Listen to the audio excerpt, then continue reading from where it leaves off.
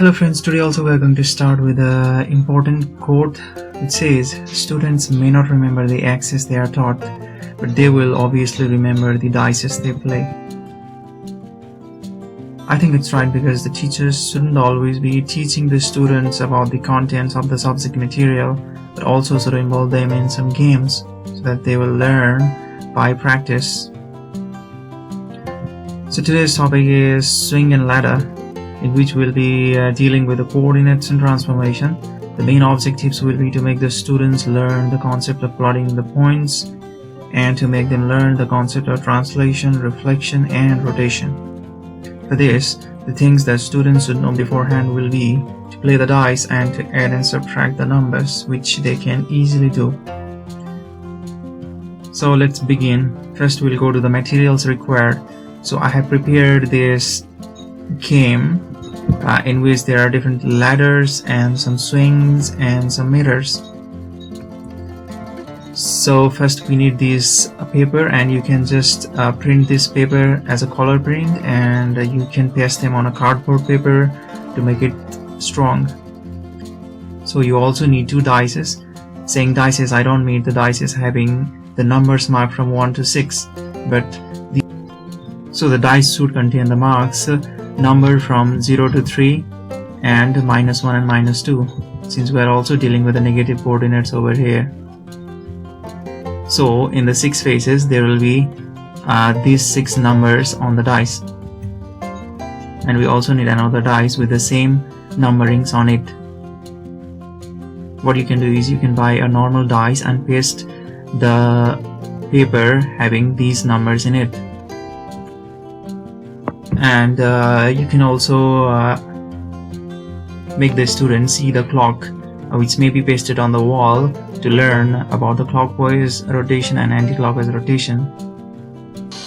Or you can also take a transparent or semi-transparent picture of clock and paste in this board itself, so that they will have a soft conscious knowledge of what the clockwise and anti-clockwise direction is all about. So let's get started on how to play.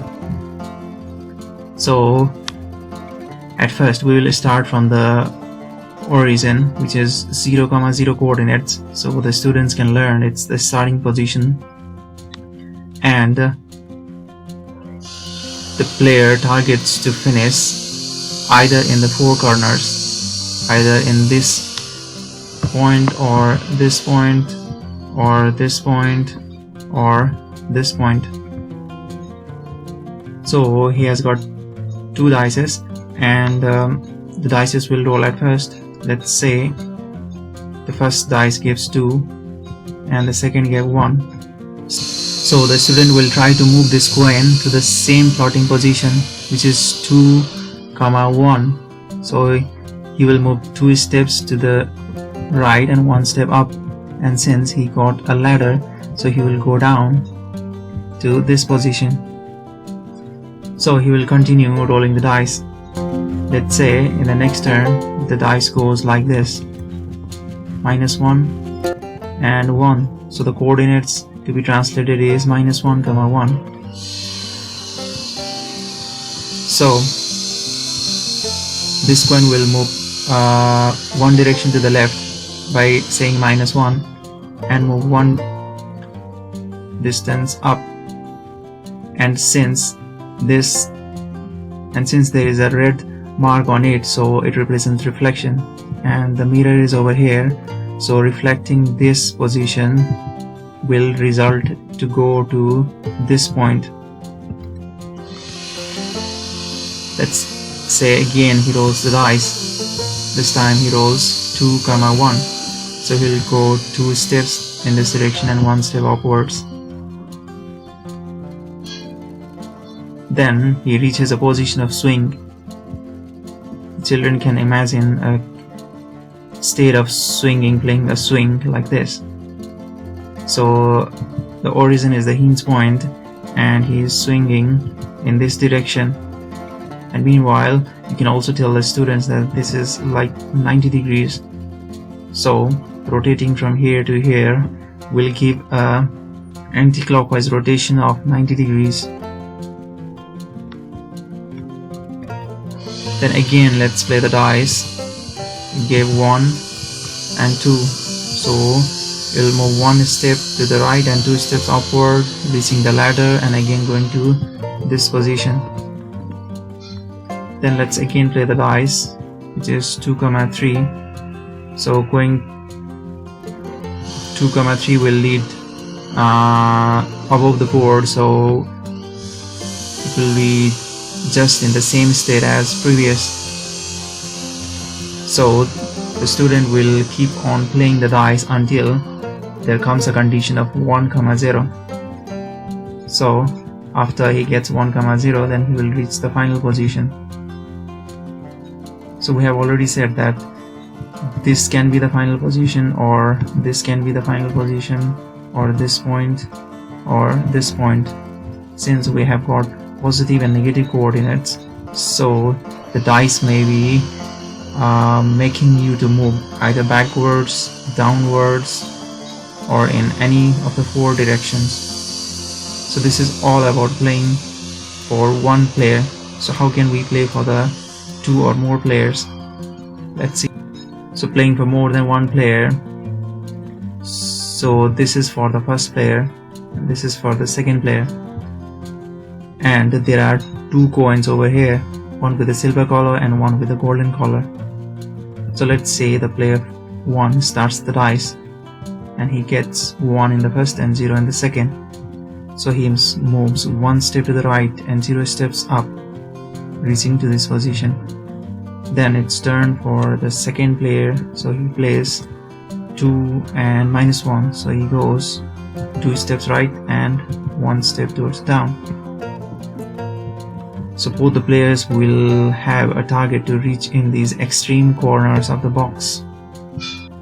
Now again the turn of player 1 comes. He rolls the dice and gets 0, 1, so he will move 0, 1 steps. So it's the turn of player 2, so he moves -1 and 2, so he goes -1 and then 2. Now what happens is that he just moved to the position where player 1 was already there. So player 2 has killed the player 1, hence player 1 has to go back to the initial state and start it again. So this will continue over and over, and the dice are rolled alternately, and their final target is to reach to these corners. So the player who reaches this corner at first will be the winner. So to make it more interesting, we can make more students play, and to make it available for all the students, you can print this paper and paste it in a cardboard paper and make many materials as required. And you may not need to buy the dice yourself. You can make the students to make the dice or a cube from the net, and they will also learn the paper craft of making the cube, in which they will also feel interested and involved in this art. And meanwhile this board is created by myself, and you can add more rotations and reflections to make it more interesting, and also you can add your own rules for the game. So after learning this game, what the students should be able to think is, what is the role of the ladder? You must be able to see that it's translating by some coordinates, and the role of swing is to give it a rotation. I have used here the rotation through 90° clockwise and 90° anti-clockwise. And what are we doing while rolling the dice? So it's translating the coin by certain coordinates, and the role of mirror is the reflection. And as an assignment, what we can say to the students is, how are the coordinates changed after rotation? So you must be able to say, using the formula and using the coordinates that we used in the game, to say how are these coordinates changed.